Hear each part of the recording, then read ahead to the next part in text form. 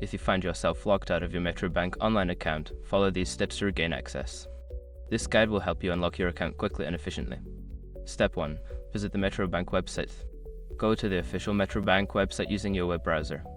Look for the login section to access your online banking account. Step 2. Click on Forgotten Password.